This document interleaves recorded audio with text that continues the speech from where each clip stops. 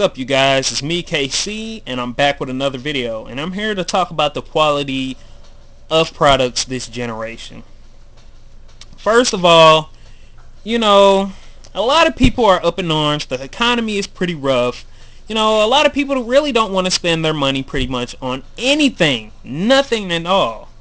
So what do they resort to? Used games. Now, am I in big favor of used games? Yes and no. Why? Because used games saves you a lot of money.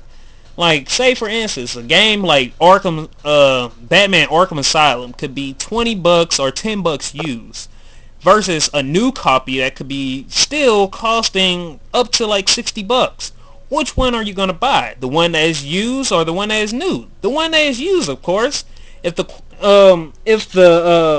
case still looks good and the game still works, you're pretty much gonna buy it. So a lot of people are pretty much penny pinching and in their pockets about a lot of things, and that resorts to the quality of the products. In certain games that are made, they're trying to, match this $50, this $40, this $60 price tag, but you know for a fact that this game really doesn't stand up to it. And what I mean by this is, like, games like The Mercenaries. This is a good example. Resident Evil The Mercenaries 3D. This came out for the Nintendo 3DS. A lot of people were up in arms about it because they actually released this game before releasing Resident Evil Revelations, and I believe they were actually supposed to be releasing in the same year or at the same time. So they released this game for $40 and released Resident Evil Revelations for the same price. Not to say that this game is not bad, but can it be a game within itself? Kind of, but that's for people that have money to just throw away at the moment. I had money to throw away at this game, and then, it was during the time whereas the 3DS had really pretty much nothing, no games to have. This game is really worth like $20 or $30. The game is really good. It has an addictive factor, but it doesn't hold up to the quality of a $40 price tag video game, such as games like Dead or Alive Dimension that have tons and tons and tons and tons of quality within the game. You have, a story mode, you have like an online player mode, you have tons of characters within there, you have a fleshed out training mode, whereas it actually teaches you how to play the game by looking at all the skill sets on the bottom, and you can test your combos. So they have more stuff than that, and I can't even actually remember. That's a quality product. Or a game like Kid Icarus that has a well thought out multiplayer online while still maintaining a really good single player. But you know how long that game has been in development? Project Soar has been in development for years, to the point where it was actually going to be a Wii title. So yes, it does matter, how much these games cost and how much, the quality of that product will stand up, to that price tag. You know what I'm saying? So yes, used games, it's pretty cool. It's cool, but at the same time, you not buying it new can really affect the sales or the profits that company is trying to make. So, all they have to do, all companies really pretty much have to do, is create more quality products. Create more quality products in order to please the consumer. You know what I'm saying? Because what I'm seeing right now is not really it. Why do you think I make those videos at the end of each year? You know what I'm saying? Those videos, whereas, it happens at the end of the year or the beginning of the year of January.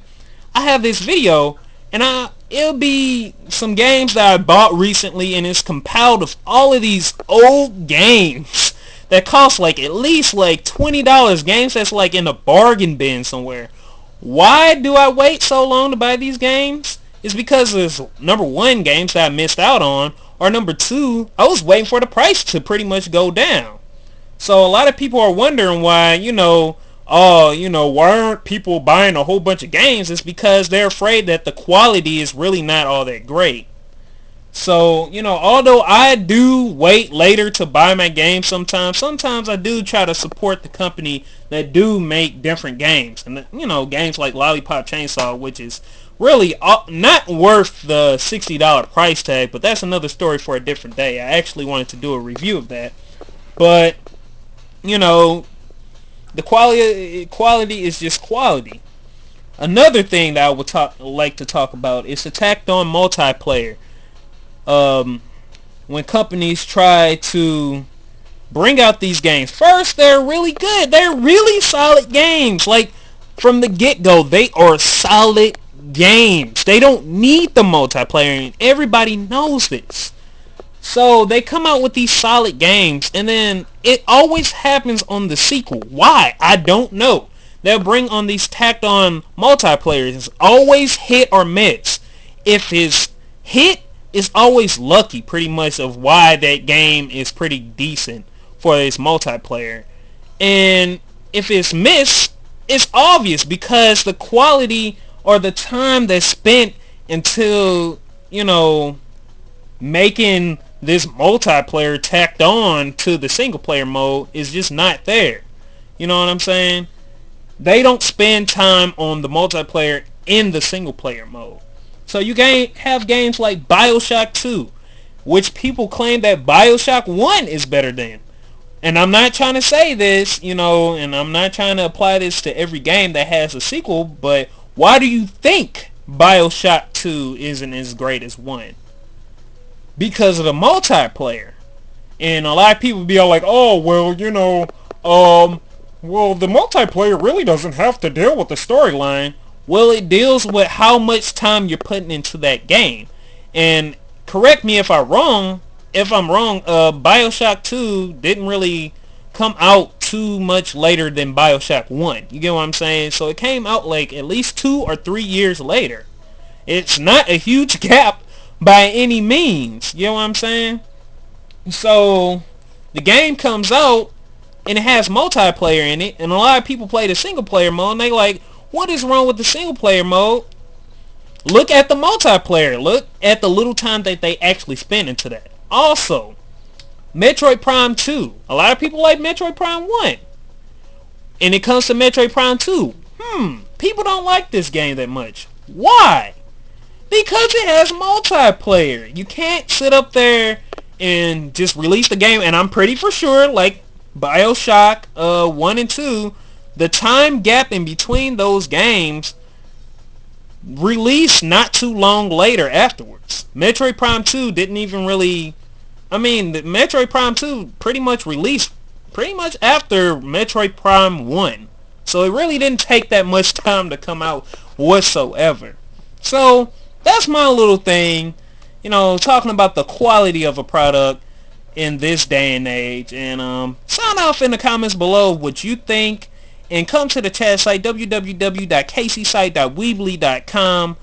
Check us out. We have all gamers there to talk with you guys. So that's pretty much it, because the timer is running out on this video, and that's all I have for this 3DS. So I'll see you guys later. Stay tuned for more vids.